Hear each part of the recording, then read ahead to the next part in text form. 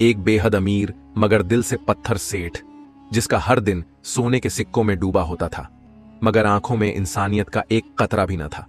मगर एक रात एक ऐसा वाकया हुआ जिसने उसके तख्त को हिला दिया, उसकी रूह को जगा दिया।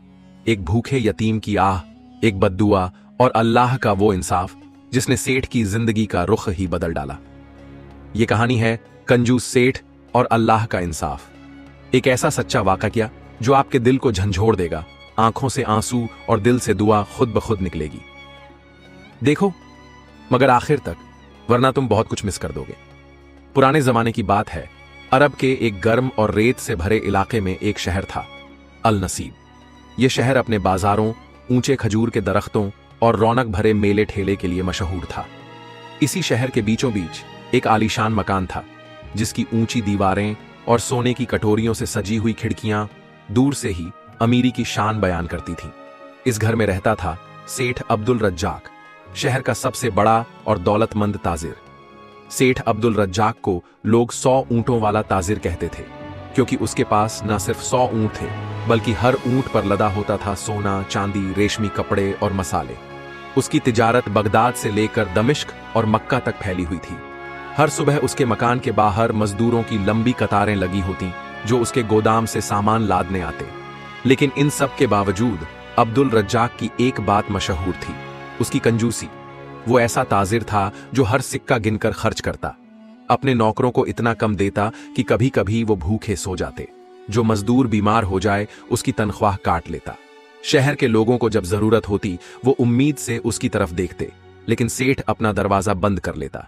एक रोज जब शहर में कड़ी धूप और गर्म हवाएं चल रही थीं, एक बुजुर्ग फकीर सेठ के दरवाजे पर आया। सफेद लिबास, झुकी हुई कमर, आंखों में मायूसी और हाथ में एक प्याला। उसने दस्तक दी और कहा, अल्लाह के नाम पर कुछ दे दो बेटा, कई दिन से पेट में निवाला नहीं गया। सेठ उस वक्त अपने सोने के हौज के पास बैठे खजूर खा रहा था। उसने बुजुर्ग की तरफ देखा, आंखें तंग हो गईं। दफा हो जा यहां से, काम नहीं है मेरे पास तेरे लिए। यह कहकर उसने नौकर को इशारा किया और दरवाजा बंद करवा दिया। उसके नौकरों में एक अदीम नाम का लड़का था, सिर्फ 12 बरस का। वो अंदर ही अंदर कांप गया। उसने पहली बार देखा था कि कोई इतना बेरहम हो सकता है, मगर वो कुछ बोल नहीं सका, क्योंकि सेठ की आंखें गजबनाक थीं। सेठ की बीवी मरियम, जो अंदर पर्दे में थी, ये सब देख सुन रही थी। उसका दिल फट गया। वो एक नेक दिल औरत थी, अल्लाह से डरने वाली, नमाज और तस्बीह की पाबंद, मगर सेठ से डरती थी। उस रात जब सेठ सो गया तो मरियम चुपके से उठी, खाना बांधा और उसी फकीर को तलाश करने चली गई। गली में एक कोने में वो बुजुर्ग कांपते हुए बैठा था। मरियम ने खाना दिया और झुककर कहा, माफ करना, मेरे शौहर की सोच ऐसी है, मगर अल्लाह बड़ा है, वो सब देखता है। फकीर की आंखों से आंसू बह निकले। उसने सर झुकाकर दुआ दी, ऐ औरत, तू जन्नत की हकदार है, लेकिन तेरा शौहर, अल्लाह उसे बहुत जल्द सबक देगा। अगली सुबह सेठ को एक चिट्ठी मिली। दमिश्क से बड़ा मुनाफा हुआ था। उसका दिल खुश हो गया। वो ऊंटों की तैयारी करने लगा, नया कारवां भेजने के लिए। नौकर भाग दौड़ में लग गए, मगर जैसे ही उसका कारवां शहर से निकला, अचानक रेगिस्तान में आंधी आई। 3 दिन बाद खबर आई, आधे ऊंट रेत में दब गए, बाकी लूट लिए गए। सेठ की आंखें फटी रह गईं। पहली बार उसका नुकसान हुआ था, मगर उसने कहा, कोई बात नहीं, अल्लाह ने दिया है और देगा। अगले दिन फिर वही फकीर उसके दरवाजे पर आया। इस बार हाथ में प्याला नहीं, सिर्फ एक मुस्कान थी। कहते हैं अल्लाह के बंदों को आजमाता है। तू कैसा बंदा है? सेठ ने गुस्से से झपट कर दरवाजा बंद कर दिया। मगर उस रात उसे नींद नहीं आई। आंखें बंद करता तो रेगिस्तान में डूबते ऊंट दिखते, लूटी हुई दौलत और एक आवाज, तेरा हिसाब बाकी है अब्दुल रज्जाक। एक दिन मरियम ने उससे पूछा, क्या कभी तुझे डर नहीं लगता? इतना कुछ है, मगर अल्लाह से तू क्यों नहीं डरता? सेठ ने हंसकर कहा, अल्लाह तो नमाज और रोजे वालों के लिए है, तिजारत तो अक्ल वालों की चीज है। मरियम की आंखों में आंसू थे। वो हर रात रोती, दुआ करती ही दुआ थी, या रब, मेरे शौहर को हिदायत दे, इससे पहले कि बहुत देर हो जाए। शहर में एक नया बच्चा आया, नाम था यूसुफ। यतीम था, माँ बाप किसी बीमारी में मर चुके थे। एक पुराना इमाम उसे अपने साथ लाया था। उस बच्चे की आंखें चमकदार थीं, लेकिन कपड़े फटे हुए। सेठ ने उसे देखा तो कहा, यह बच्चा हमारे यहां झाड़ू पोंछे का काम कर सकता है, तनख्वाह नहीं दूंगा, मगर 2 वक्त की रोटी मिलेगी। यूसुफ ने सर झुका लिया। वो भूखा था, मजबूर था, मगर उसकी आंखों में कोई रोशनी थी, जैसे कोई राज छुपा हो। यहीं से शुरू होती है वो कहानी जो पूरे शहर की किस्मत बदल देगी, और अब्दुल रज्जाक की भी। यूसुफ ने जब अब्दुल रज्जाक की बात सुनी कि उसे तनख्वाह नहीं मिलेगी, बस 2 वक्त की रोटी और काम झाड़ू पोंछे का होगा, तो उसने सर झुका लिया। उसने कुछ नहीं कहा, लेकिन उसकी आंखें बहुत कुछ कह रही थीं। उनमें एक ऐसी चमक थी जो तजुर्बे से नहीं, तन्हाई और तकलीफ से आती है। मरियम ने दूर पर्दे के पीछे से यह मंजर देखा। उसका दिल फिर कांप उठा। उसके अल्फाज जबान पर आए, मगर आवाज बनकर बाहर न निकल सके। वो जानती थी कि उसका शौहर अब्दुल रज्जाक किसी की भी बात सुनने का आदी नहीं। यूसुफ का पहला दिन था। सुबह से शाम तक उसने आंगन से लेकर गोदाम तक झाड़ू दी, पानी भरा, रसोई में बर्तन मांजे, और शाम को एक सूखी रोटी और खजूर दी गई। लेकिन उस रोटी को खाते वक्त उसकी आंखों में आंसू थे, शायद भूख के लिए नहीं, बल्कि अपने मां बाप की याद में। रात को जब सब सो गए, यूसुफ आंगन के एक कोने में जमीन पर पड़ा था। उसके बदन पर एक चादर तक नहीं थी। आसमान की तरफ देखता हुआ वो धीरे धीरे कुछ बड़बड़ा रहा था। या रब्बी, तू जानता है मैं तन्हा हूं, मेरा कोई नहीं, मगर मैं जानता हूं तू मेरे साथ है। मेरे माँ बाप को जन्नत अता कर और मुझे तू अपने रास्ते पर कायम रख। मुझे इंसानियत से गिरने न देना। अगली सुबह मरियम ने चुपके से एक रोटी और कुछ दूध यूसुफ के पास रख दिया। यूसुफ ने मुस्कुराकर कहा, अम्मी जान भी ऐसा ही करती थी, और उसकी आंखें भीग गईं। मरियम ने उसके सर पर हाथ रखा और दबी आवाज में कहा, अल्लाह से डरने वाले कभी तन्हा नहीं होते बेटा। वक्त गुजरता गया। यूसुफ रोज अपना काम करता, मगर उसकी मासूमियत और बुजुर्गों जैसी समझदारी हर किसी को हैरान कर देती। सेठ को उसके काम से शिकायत नहीं थी, मगर वो उसे एक मामूली नौकर से ज्यादा कभी नहीं समझता था। एक रोज सेठ का गोदाम जलते जलते बचा। चिंगारी एक लैंप से उठी और छप्पर तक जा पहुंची। तमाम नौकर भाग गए, मगर यूसुफ ने बिना सोचे समझे पानी के मटके उठाए और आग बुझाने में लग गया। जब तक लोग आए, आग बुझ चुकी थी। सेठ आया, देखा तो हैरान रह गया। तूने जान को खतरे में डाला, क्यों? सेठ ने पूछा। यूसुफ ने कहा, यह गोदाम आपका है, मगर इसमें जो रखा है वो बहुतों की रोजी है। अगर जल जाता तो कई मजदूर भूखे हो जाते। सेठ कुछ पल खामोश रहा, फिर ठंडी सांस ली और कहा, अकल से काम लिया तूने, मगर बकवास कम किया कर। उसी रात सेठ को फिर वही डरावना सपना आया। रेगिस्तान, धूल, उजड़े ऊंट और एक साया जो कह रहा था, तेरा हिसाब बाकी है अब्दुल रज्जाक। घबराकर उठ बैठा, पसीने पसीने, मगर फिर बोला, महज ख्वाब है, दौलत अब भी मेरी है। कुछ दिन बाद यूसुफ शहर के बाजार से सामान लाने गया। वहां एक गरीब औरत अपनी बीमार बेटी को गोद में लिए बैठी थी। लोग उसके पास से ऐसे गुजर रहे थे जैसे कोई कीड़े मकोड़े हों। यूसुफ रुका, उसकी हालत देखी। वो कांप रही थी, बच्ची की सांसें उखड़ रही थीं। क्या हुआ है? यूसुफ ने पूछा। औरत ने कहा, 3 दिन से खाना नहीं खाया, बच्ची बुखार में तप रही है, दवा खरीदने को पैसे नहीं। यूसुफ के पास सेठ के सामान के पैसे थे। उसने एक हिस्सा अलग किया, औरत को दिया और दौड़कर सेठ का सामान ले आया। जब लौट कर आया तो उसका चेहरा उतरा हुआ था। वो जानता था कि अब क्या होगा। सेठ ने हिसाब देखा और कहा, 1 दिरहम कम क्यों है? यूसुफ ने पूरी सच्चाई बयान कर दी। सेठ का चेहरा गुस्से से लाल हो गया। उसने तबीयत से यूसुफ को एक थप्पड़ मारा और चीखा, तूने मेरी दौलत से खैरात की? कौन होता है तू? मरियम दौड़कर आई, मगर कुछ बोल न सकी। यूसुफ ने आंखें झुका ली, मगर बोला नहीं। बस इतना कहा, कभी कभी दौलत को दौलत के लिए नहीं, इंसानियत के लिए इस्तेमाल करना चाहिए। उस रात मरियम ने बहुत रोकर दुआ की, या रब, ये बच्चा तेरी रहमत है, इसे महफूज रखना और मेरे शौहर के दिल को बदल दे। अगली सुबह सेठ को एक और खबर मिली। बगदाद से उसकी एक बड़ी डील रद्द हो गई थी। वजह, उस ताजिर ने सुना था कि अब्दुल रज्जाक मजदूरों के साथ बेरहमी से पेश आता है। वो नहीं चाहता था कि उसका नाम एक जालिम ताजिर के साथ जोड़ा जाए। सेठ को पहला झटका लगा। फिर दोपहर में उसके 2 ऊंट बीमार पड़ गए। वैद्य बुलाया गया, मगर वो कुछ न कर सका। रात को एक और ऊंट ने दम तोड़ दिया। अब सेठ को महसूस होने लगा कि कुछ गड़बड़ है, मगर उसने अब भी अपने तकब्बुर को छोड़ना मंजूर नहीं किया। यूसुफ से दूरी और बेरुखी बढ़ा दी गई। उसे गोदाम से हटा दिया गया और पीछे के तबेले में भेज दिया गया। काम और बढ़ा दिया गया। यूसुफ चुपचाप सब करता, मगर हर रात वो एक ही दुआ करता, या रब्बी, इस घर के लोगों को हिदायत दे। इसी दरमियान शहर में एक वबा फैल गई। बुखार, खांसी और सांस लेने में तकलीफ। लोग शहर छोड़ने लगे। मस्जिदों में नमाजें बढ़ गईं, मगर सेठ का दरवाजा अब भी बंद था। फिर एक दिन मरियम खुद बीमार पड़ गई। बुखार ने जकड़ लिया, नौकरियां छोड़ गईं। सेठ घबरा गया।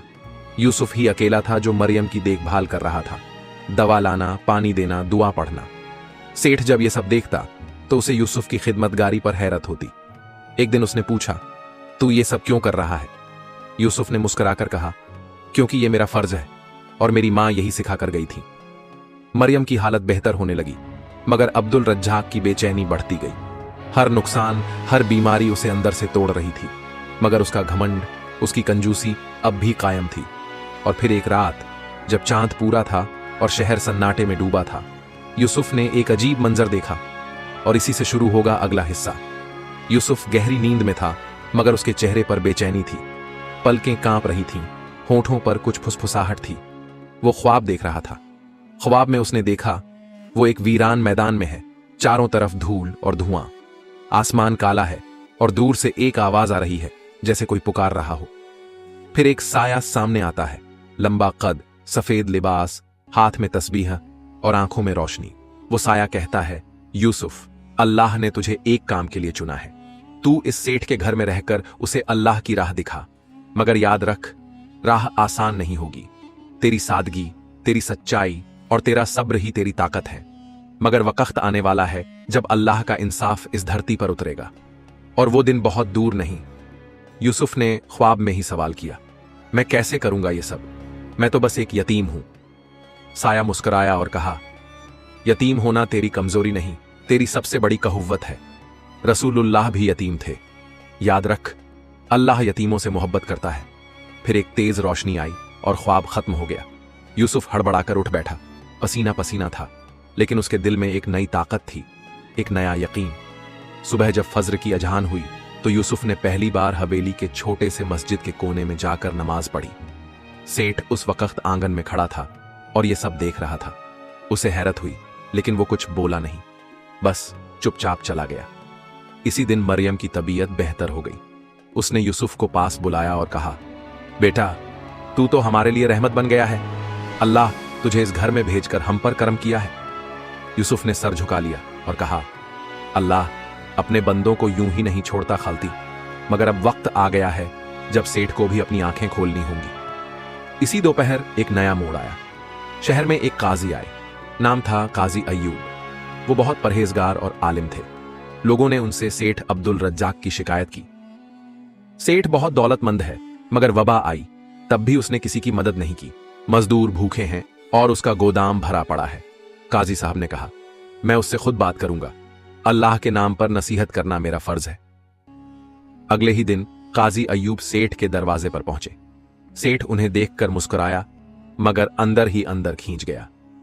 तशरीफ लाइए काजी साहब, उसने कहा। किस काम से आए हैं?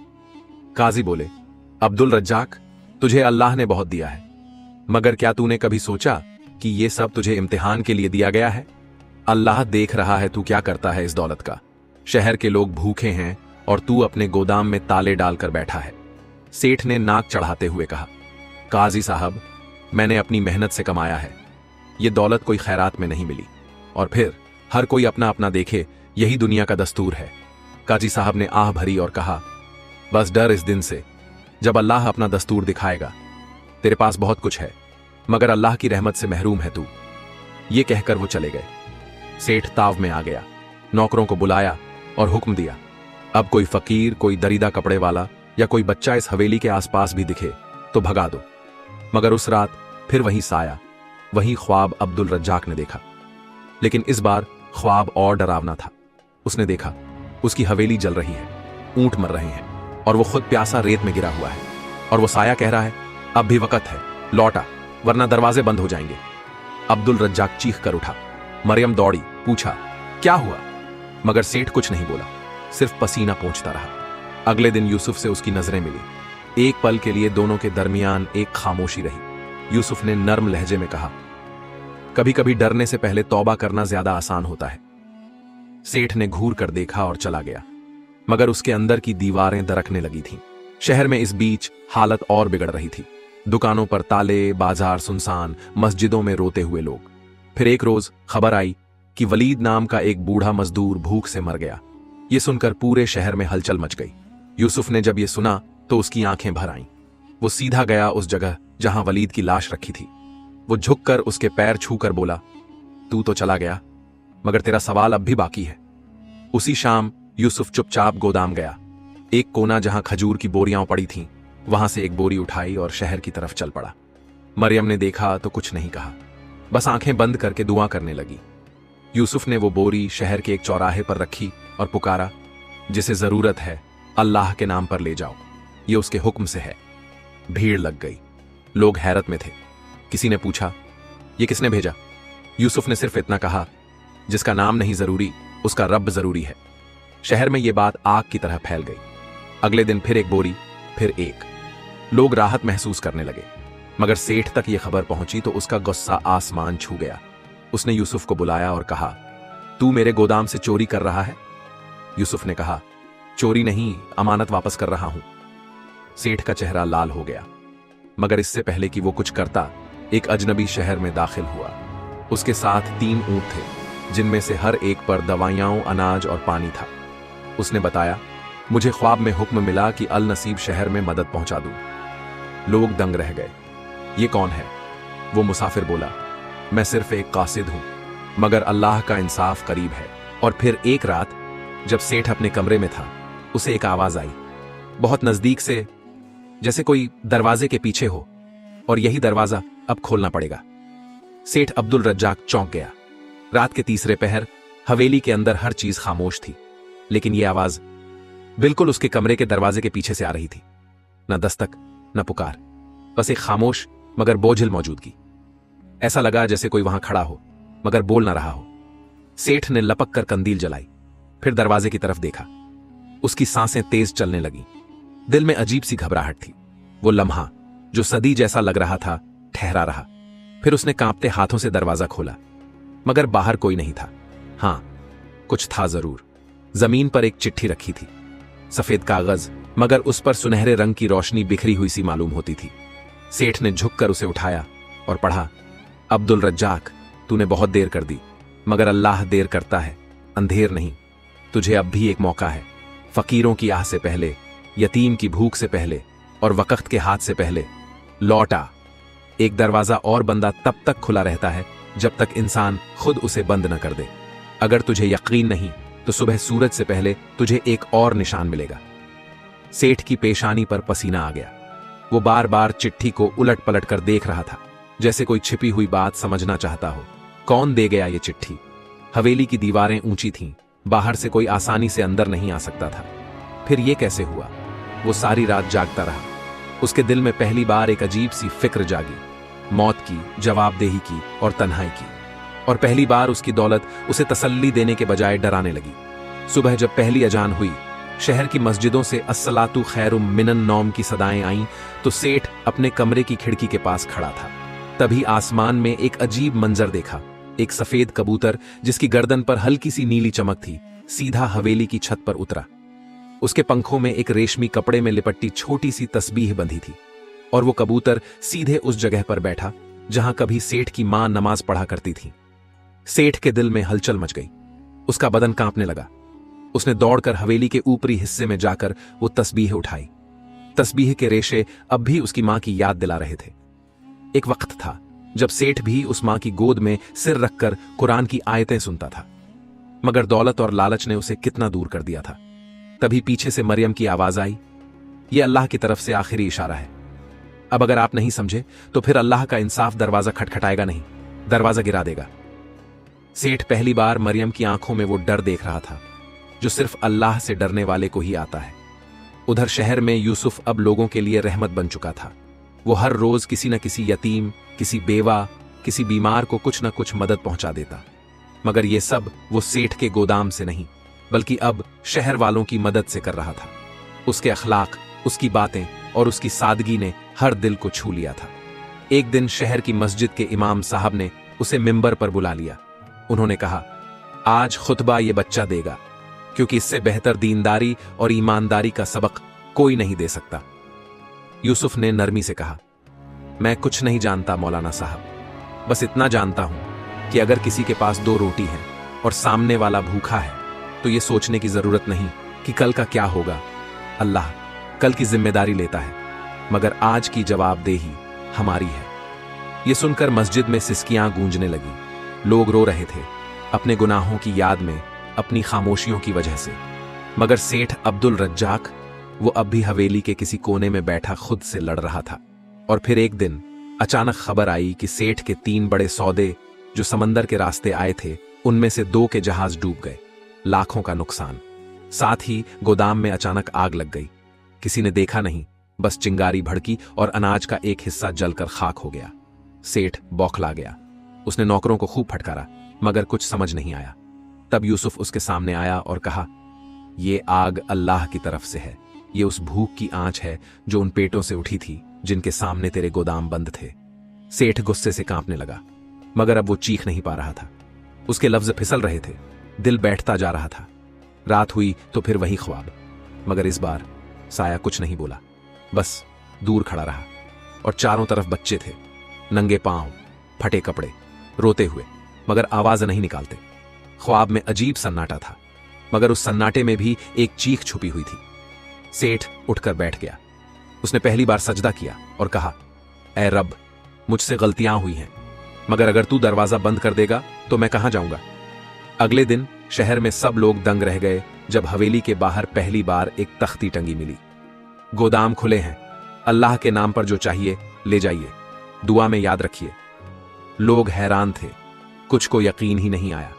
मगर सेठ अब खुद सामने आया, अपने हाथों से अनाज बांटा, बूढ़ों को सहारा दिया, बच्चों के सिर पर हाथ रखा। यूसुफ दूर खड़ा देख रहा था। मरियम की आंखें नम थीं। उन्होंने यूसुफ से कहा, बेटा, तू इस घर का फरिश्ता है।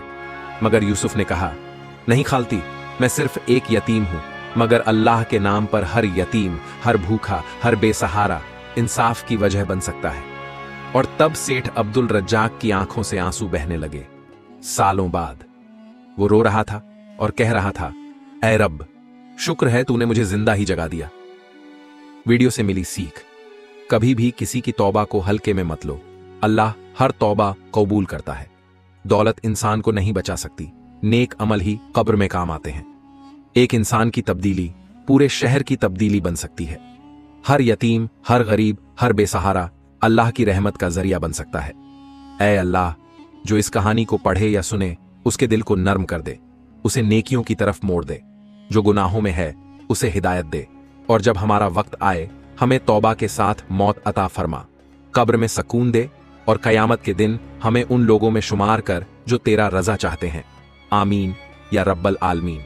वीडियो को लाइक हम करें ताकि हमें और हौसला मिले। अपने दोस्तों और परिवार के साथ शेयर करें ताकि और लोग भी इस वाकया से सबक ले सकें। चैनल को सब्सक्राइब ध्यान करें और बेल आइकॉन दबाएं ताकि आप हमारी नई कहानियों को मिस न करें। कमेंट में बताइए कि इस वाकया ने आपको क्या सबक दिया। लॉग और आपको स्क्रीन पर हमारी वीडियो दिख रही होगी, उससे भी देखें और कुछ अच्छा सीखे। जल्दी मिलते हैं एक और नई इबरतनाक इस्लामिक कहानी के साथ। अल्लाह हाफिज।